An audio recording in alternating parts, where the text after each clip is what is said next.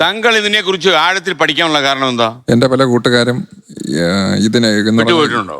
അല്ല, ഇതുപോലുള്ള പ്രശ്നങ്ങൾ കാരണം പലരുടെയും വിഷമങ്ങൾ ഇങ്ങനെ എന്നോട് പറയാൻ തുടങ്ങി. അപ്പം കൂടുതൽ താങ്കളുടെ പ്രൊഫഷൻ എന്താ ശരിക്കും? ഞാനിപ്പം കുറച്ച് കൃഷി കാര്യങ്ങളുമായിട്ട് അങ്ങ് പോവുകയാണ്. നേരത്തെ വേറെ എന്തെങ്കിലും പരിപാടി ഉണ്ടായിരുന്നു, അവസാനിപ്പിച്ച് കൃഷിയിലേക്ക് മടങ്ങിയാണോ? ചെറിയ ബിസിനസ് ഒക്കെ ഉണ്ടായിരുന്നു. പൊളിഞ്ഞോ? പൊളിഞ്ഞൊന്നുമില്ല. ഞാൻ നെഗറ്റീവായിട്ട് ചോദിച്ചെന്താ അറിയോ, കൃഷിയിലേക്ക് മടങ്ങി അത് നല്ല ബിസിനസ്സാ, രക്ഷപ്പെടാനുള്ള വഴി കൃഷിയാന്നാ നമ്മുടെ പുതിയ തീരുമാനം. അല്ല, വേറെ ചില ഇഷ്യൂസ് കാരണം തൽക്കാലം ആൾക്കാർ നാട്ടുകാരെ കൃഷി ജീവിക്കുന്നു. അതല്ല, ഒറിജിനൽ കൃഷിയല്ലേ ഇത്? ഒറിജിനൽ കൃഷിയാണ്. അല്ല, റബ്ബറുമായിട്ട് അങ്ങ് പോവുക. ഓക്കെ. അപ്പൊ ഇതിലേക്ക് വന്നാൽ, നമ്മുടെ സംഭവത്തിലേക്ക് വന്നാൽ എനിക്കൊരു ഫാമിലി ഇഷ്യൂസ് ഉണ്ടായിരുന്നു. അപ്പൊ അതുമായിട്ട് ബന്ധപ്പെട്ടാണ് ഞാൻ ഇതിലേക്ക് വന്നത്. അപ്പൊ എന്റെ ഇഷ്യൂസ് മഴക്കൊക്കെ ആയോ? ആയി. അപ്പൊ അങ്ങനെ വിഷയമായി. കോടതി കയറി. ജയിലിലായോ? ഇല്ലല്ലോ. ഇല്ല, അതൊന്നും ആയില്ല. അപ്പൊ എന്റെ പ്രശ്നമായിട്ട് ബന്ധപ്പെട്ട് ഞാനത് എന്റെ ഒരു പ്രശ്നം പരിഹരിക്കാനായിട്ട് കോടതിയിലേക്ക് പോയി. അപ്പൊ ഞാനവിടെ ചെന്നത് വിരോധമില്ലെങ്കിൽ വളരെ പേഴ്സണൽ ആണെന്ന് എനിക്കറിയാം, എന്നാലും വളരെ ജനറൽ ആയിട്ട് ലളിതമായിട്ട് അത് എന്താ സംഭവിച്ചെന്ന് പറയാമോ? സംഭവിച്ചത് എന്റെ വൈഫായിട്ടുള്ള ചെറിയൊരു വിഷയം വന്നു. അപ്പൊ ഇതിനെ ഇത് മെയിനായിട്ട് ഇത് വരുന്നത് ഈ സ്വത്തുമായിട്ടുള്ള വിഷയങ്ങളാണ് വരുന്നത്. അവരുടെ ചില ബന്ധുക്കള് അടുത്ത ബന്ധു തന്നെയാണ്.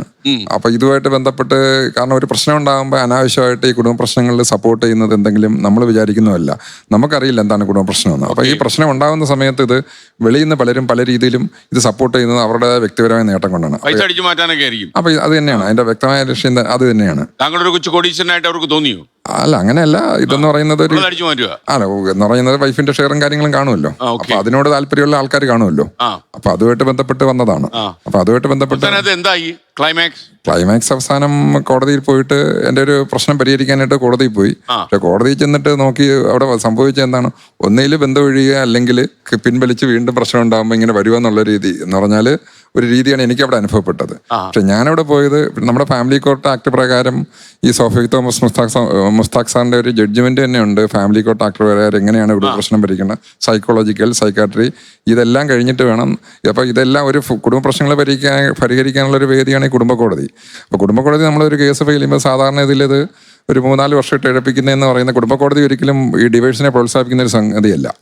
അപ്പൊ ഈ 3-4 വർഷം ഇഴപ്പിച്ചൊരു റീയൂണിയനുള്ള സാധ്യതയാണ് അവിടെ ഇരുന്നത്. പക്ഷെ എനിക്ക് അനുഭവപ്പെട്ടത് അവിടെ വന്നപ്പോഴേക്ക് ഇത് ബന്ധം ഒഴിപ്പിക്കാനുള്ള ഒരു രീതിയായിട്ടാണ്. ഡിവോഴ്സിനെ പ്രോത്സാഹിപ്പിക്കുന്ന വക്കീൽ ബുദ്ധി അവിടെ വർക്ക് ചെയ്യുന്നുണ്ടോ? വക്കീൽ ബുദ്ധി കാണും, ഇവരുടെ ബന്ധുക്കളുണ്ട്. ഒരു ഘടകമല്ല, പല ഘടകങ്ങളുണ്ട്. പിന്നെ എന്റെ കൂട്ടുകാരുടെ പലരുടെയും പല സംഘടനകളിൽ നിന്ന് മനസ്സിലായത് പിന്നെ വലിയൊരു പ്രശ്നമാണ് ഈ ഡിസോർഡേഴ്സ്, പേഴ്സണാലിറ്റി ഡിസോർഡേഴ്സ്. അപ്പൊ ഇങ്ങനെയുള്ളവരെ ഈ സപ്പോർട്ട് ചെയ്യാനായിട്ട് ഇത് ശരിക്കും പറഞ്ഞാൽ പലരും ഏറ്റവും കൂടുതൽ ഇപ്പോൾ ഒരു മെയിനായിട്ടുള്ള വിഷയം ഈ പല സംഘടനകളിൽ നിന്നും എനിക്ക് മനസ്സിലായ ഒരു കാര്യം എന്ന് പറഞ്ഞാൽ ഡിസോർഡേഴ്സ് ഒരു വലിയൊരു പ്രശ്നം തന്നെയാണ്. അപ്പോൾ സ്വാഭാവികമായിട്ട് ലേഡീസ് ഇവിടെ കിടന്ന് വെള്ളം ഉണ്ടാക്കുന്ന സമയത്ത് ഇത് പലരും ഇവരുടെ വീട്ടുകാർ അറിഞ്ഞുണ്ട് ഇത് കല്യാണം കഴിഞ്ഞാൽ മാറും എന്നുള്ള രീതിയിൽ ഒരു കെട്ടിച്ചു വിടും. അപ്പൊ സ്വാഭാവികമായിട്ട് ഇവർ ട്രീറ്റ് ചെയ്യാനായിട്ട് വിടത്തില്ല. ഇപ്പൊ വലിയൊരു പ്രശ്നമാണത്. അപ്പൊ താങ്കളുടെ പഠനം എവിടെയായി? ഇപ്പം ഞാനത് ചൂഷണം ചെയ്യപ്പെടുന്നു എന്നുള്ളതാണോ? അതെ. നിയമങ്ങൾ പുരുഷന്മാർക്കെതിരാകുന്നുണ്ടോ? അതെ. കുടുങ്ങിപ്പോകാനെന്ന് പറഞ്ഞു കഴിഞ്ഞാൽ ഇതിപ്പോ ഒരു ഞാനത് നോക്കിയിട്ട് എനിക്ക് മനസ്സിലായെന്ന് പറഞ്ഞു കഴിഞ്ഞാൽ ഇത് നമ്മളെ ഇങ്ങനെ പ്രഷർ ചെയ്ത് സെറ്റിൽമെന്റ് ആക്കുക എന്നുള്ള രീതിയിലേക്കാണ് എപ്പോഴും ഞാൻ നോക്കി.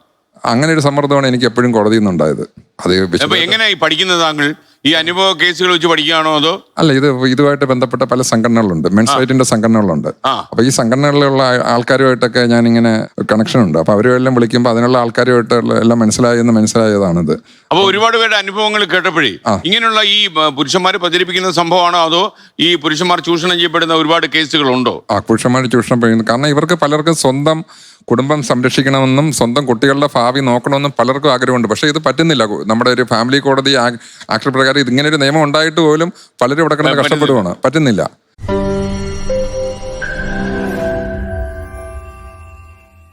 ലോകത്തെവിടെയായാലും ഏത് സമയത്തും 24 വാർത്തകളും ഓഗ്മെന്റഡ് റിയാലിറ്റി പാക്കേജുകളും എക്സ്പ്ലെയിനറുകളും വിശദമായി കാണാൻ ഞങ്ങളുടെ യൂട്യൂബ് ചാനൽ നിങ്ങൾക്ക് സബ്സ്ക്രൈബ് ചെയ്യാം.